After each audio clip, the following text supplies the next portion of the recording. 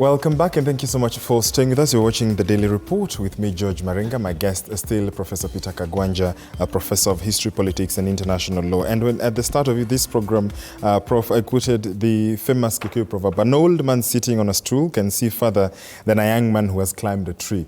And it is a phrase that we've had, along the lines. Your colleagues, those, advanced in age as well, have said, it is okay that this revolution has happened, but perhaps they would need to have guidance and counsel on what more to ask, because some argued that dropping the finance bill was such an easy ask for this government, so much so that even the referendum that we've seen, there is always a poignant question. It is direct and it comes down with trickling of other issues. Do you think then that the approach is right in terms of how this is going forward, and how would you advise the young people? Nation building is a dialogue. It is usually a multi-generational dialogue, because it's a dialogue between those who are governing and those who are coming to govern. And it's also a dialogue between those who are governing and those who have governed before. That's why I'm saying it's a multi-generational dialogue. And if you take the example of America, for example, Jimmy Carter, Bill Clinton, now Obama, and others, George Bush, they have such a huge position in shaping opinion about their country. When they tried to assassinate Trump, among the first voices of reason that came up are these ones, because everybody believes in them. They have lived as the nation's best, and that's why they are called statesmen. The name statesman comes from the idea that you have served at the apex of the state, then you are a statesman. In other words, you are not a local parochial person from the neighborhoods and states. You are a statesman. At the same time, these statements are in conversation with those who are in power, and those in power are listening to them. But at the same time, those in power are shaping the future of their nation. And in shaping the future of the nation, you have to be in dialogue with the younger generation. The problem with our leadership is that it was very inward-looking and very parochial in the sense of the party politics. That when you start only listening to those who brought you to power, and you don't embrace those who are not there, then we have a problem. If you recall, the most successful phase in our democracy was also the most trying time. The Grand Coalition that brought in everybody. Raila Odinga was a co-principal with Kibaki. In there was Kalonzo Musyoka, who had gotten himself 8 million votes from Mukamba, 8% of the vote from Mukambani and other places where he got the vote. We had everybody in terms of the left and the right, if there is something like that within our democracy. Everybody was there. So it was an inclusive government. And that's why we are very nostalgic about it. Yet it was not the best of the times, because the power sharing of that kind, or that Grand Coalition government, did not come peacefully. But we used that opportunity as a people to have a dialogue between the old and the young. I recall myself, I was on the government side of the secretariat, and Janet Ongera was on the ODM side of it. We are in the secretariat. We're learning that. On top of us was Anyang Nyong'o Peter, my professor, and Kiraito Morongi. And on top of the two was Raila and Kibaki, but they also had their own teams. From this side, there was Kalonzo Musyoka. On this other side, we have, very many people from the ODM side. Yes. Very, very venerable men. And therefore, when we moved on a topic or on a subject of reform, we were literally moving together. Why am I bringing this example? It's because it's an inclusive government led by enlightened men and women that creates a great nation. It is not this small, inclusive, isolationist kind of a system which we have witnessed in the past, which gets you anywhere, where you are almost taking a messianic role that you want to save Kenya. From what? We've been here. Let's discuss. Don't save us. Don't bring houses to us because we are not sleeping outside. Let's discuss whether this is the kind of thing we need. Don't bring this medical system because you think it's good. Let's discuss. And that's why the concept of participation is at the heart of our democracy. And when Omtata and others go to court and say this issue lacked popular participation, the court does not question, because that is at the heart of our democracy. Inclusivity. Inclusivity.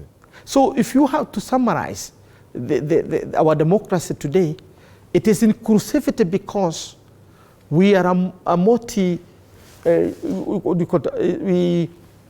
multi-identity kind of society. So inclusivity is key. Inclusivity of the minority and the majority, the marginalized and those who are in the mainstream. That's key. So how should then the president have this dialogue? Of course, we've seen what has happened with the former prime minister. How then should the president curate this dialogue? It was supposed to start today. There is no supposed to be dialogue. The dialogue is going on. There is a difference between dialogue in the formal sense, where people come with the suits and ties and others come with their attire, traditional, whatever you want to do, to come and talk, the way we were doing in the bombers and so on. Kenya is way past that, because we have a perfect constitution. Nobody is questioning any article of our constitution. I have not seen a movement that is seeking to reform any part of our constitution. Therefore, we are comfortable with the law and order that we have. We are uncomfortable with the values that our leadership is embracing. And you cannot go to discuss morals in a conference. It's absurd. I mean, whether you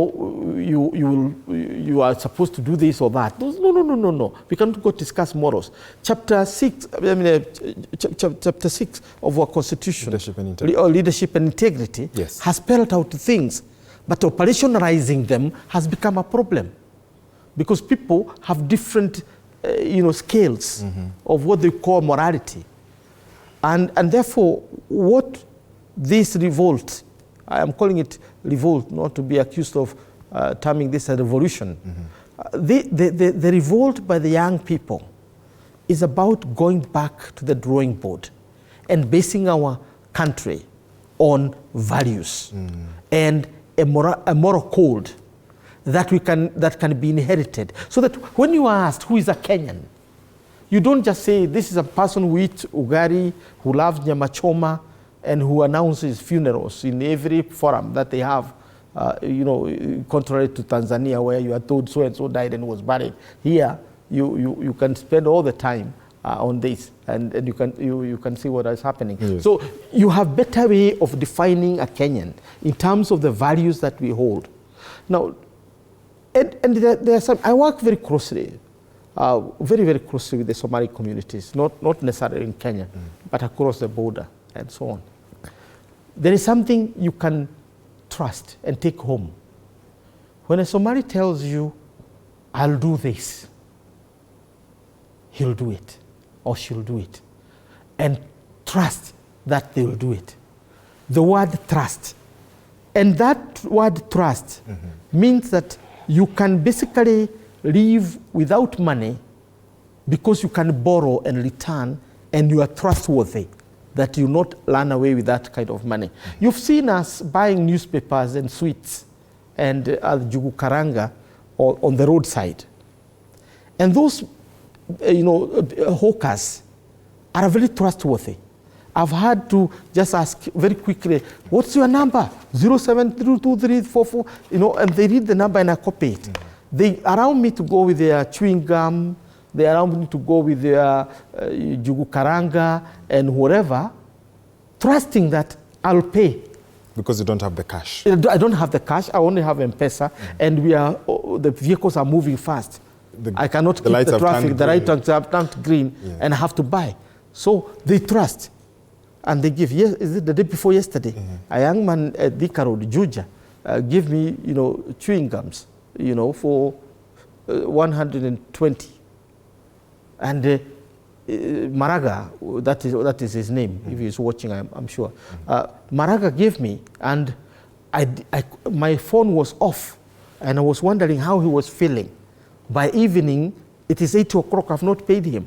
By 9 o'clock, I put back, and I paid Maraga at 9 o'clock, and I had gotten his sweets by midday.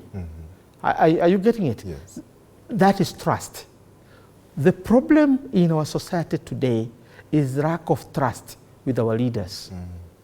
So when they give you their word, you can't trust them. So that's why we are calling this a value revolution.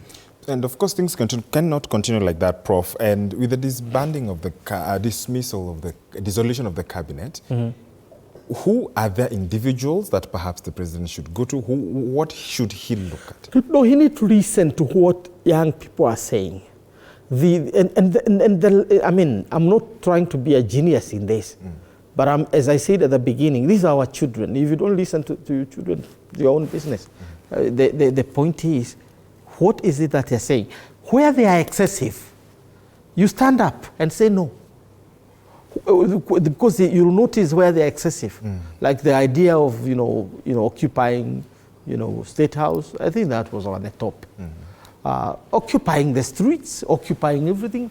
The Saramus are getting a little bit excessive, and I'm not saying, I don't want to be greeted. Yeah. But the sense is that there are certain people who had gone beyond the pale. And therefore, the young people, remember also, they are committed to this movement. But look at the end of it. It's a dialogue. It's a dialogue at the wrong time, but the dialogue is not our traditional dialogue, where we go to bombers and talk and come up with a paper of resolution of Agenda 4, like the one we did with Kofi Annan and others. This is not. This is about putting, a kind of resetting the nation and putting it back to a moral code. Charles from Nairobi is saying, Prof, I am enjoying the program. Thank you, Charles. What the Gen Z want is basically for Ruto to do what is constitutional, period. For example, stop corruption, remove unconstitutional offices like the Prime Cabinet Secretary, stop borrowing without Parliament approval, etc. These don't require dialogue, nor do they require a broad-based cabinet unless he wants to kill opposition.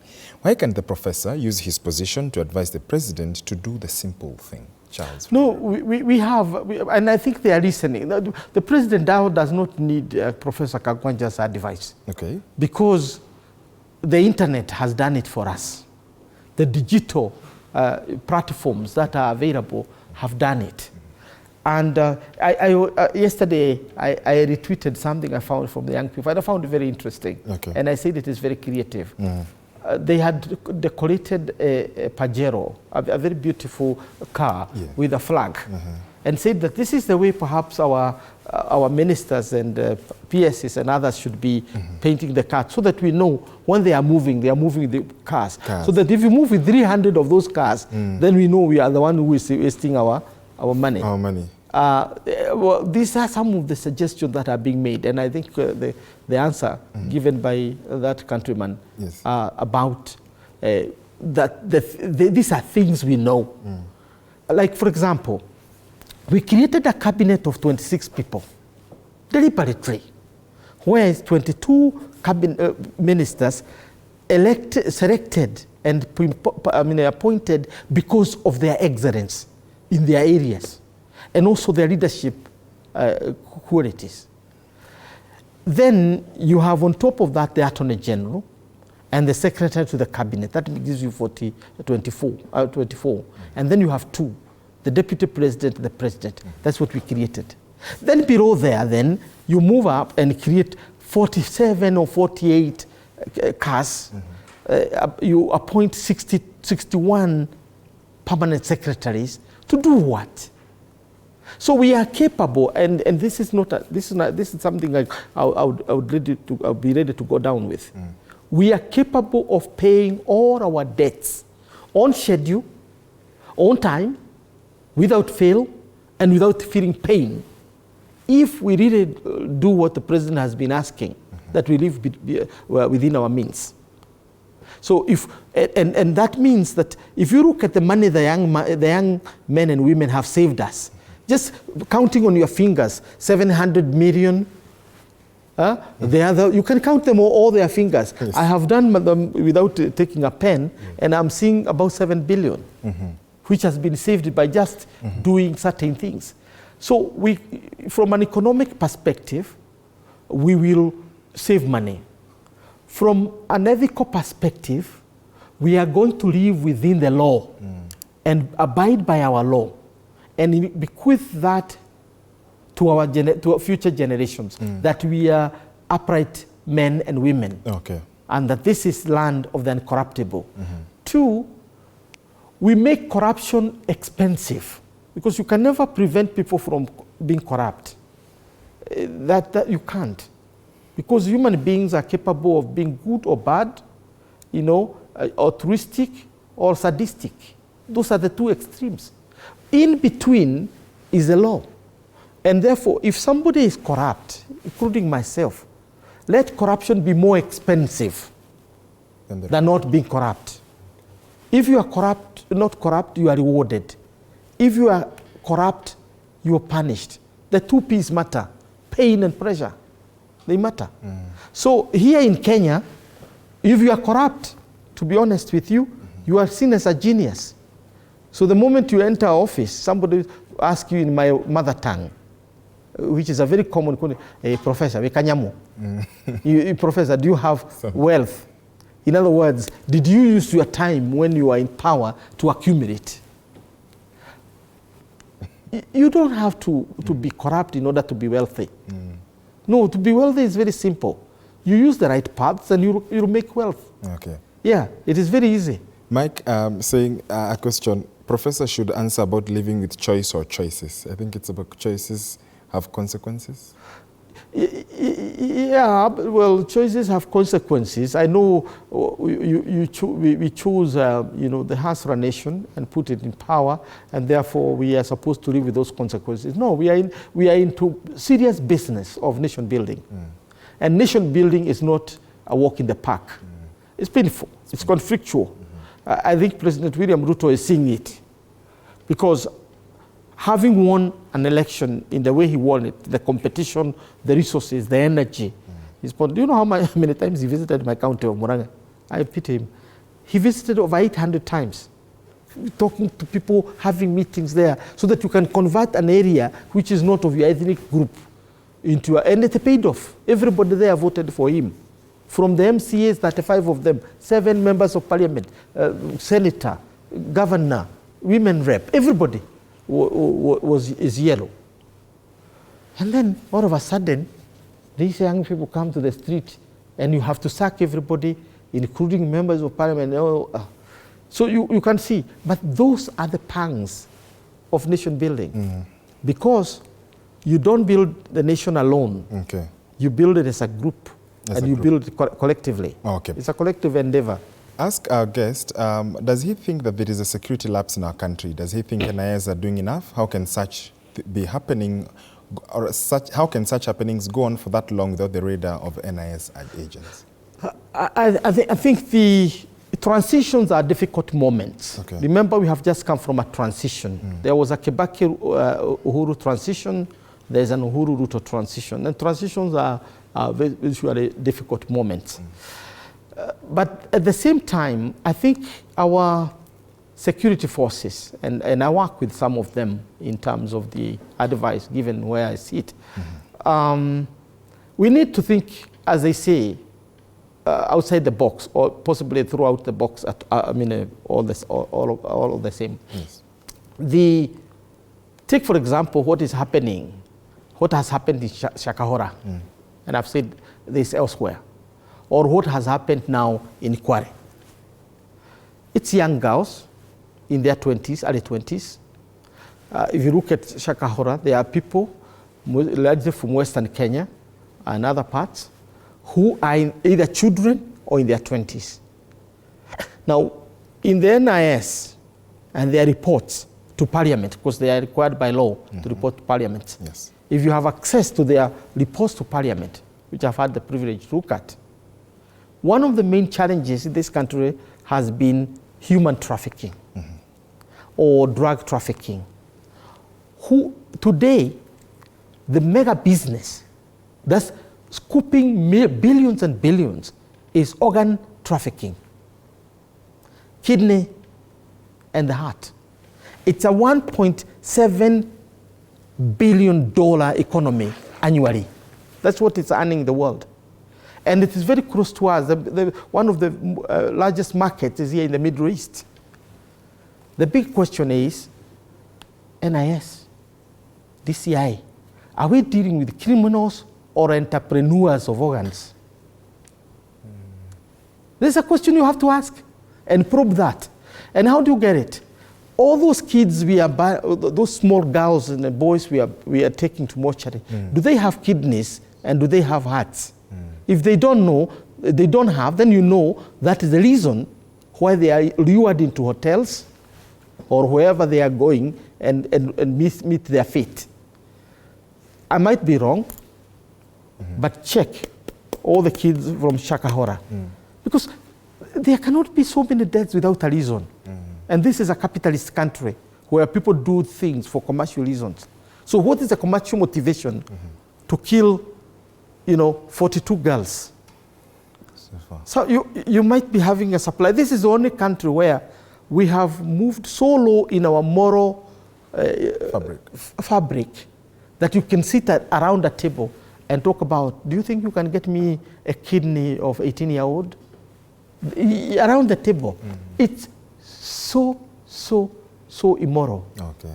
And it is happening. So I am kind of saying that we need our security forces, or those guarding our security, must now think outside the box, because the globalization of the economy also means globalization of crimes. Indeed. Prof, as we wind up, last question here, Brian from the Coast, he actually sent you a screenshot of your tweet. As part of ongoing reforms, all state-funded bursaries must be merged into one fund. Absurdly, today Kenya is running a whopping 54 parallel state-funded bursaries: Higher Education Loans Board, HELB, 47 county government bursaries, national government, that is NGAF, presidential secondary bursary, Kenya Institute of Social Work, community development, presidential bursary scheme for orphans and vulnerable students, and higher education funding. You said this will end corruption and depoliticize the funding of education. Brian asks how. Now, in this country, I grew up in this country, yes, and I went to school in this country. I was on scholarship, government scholarship. Went to Nairobi University, then we moved to Kenyatta University. Then I got a master's scholarship, yes, and went back. And in those days, I learned how to eat because I came from the rural area. I had never seen jelly and ice creams and those kind of things. Yes. So it was comfortable. And with the money I was getting, I could pay for my sister. I paid for her school fees throughout secondary school. And now she's on her own and she's doing well, I would suggest. And I finished paying for my money 4 years ago. And that's when I get the certificate of clearing from HELB. 4 years ago. Yes, because I went abroad and I came back and I had to finish what I had not paid. So there is no, wherever I go, I went to America, went to UK, went to South Africa, and finally I came home and I paid the loan. HELB. 4 years ago? Yes, that's when I finished and I got a certificate 4 years ago. Now, what am I saying? We have, how many loans do we have? I mean, how many bursary funds do we have in this country? 344 plus. That is, CDF has loan attached to, bursaries attached to it. Every MP is giving bursaries. It has become a big business. 290. It's a big business, political business. A woman goes to pick the forms on Monday, return them on Tuesday, go to listen to the rewards on Wednesday, is awarded on Thursday, and on Friday they go to Muheshimiwa for the baraza. Those are 5,000, and then you end up getting 3,000 for bursary. That's how cornish this system has become. We have other bursaries. Every county government has a bursary. Some have enough money to take their kids to Harvard. Check around.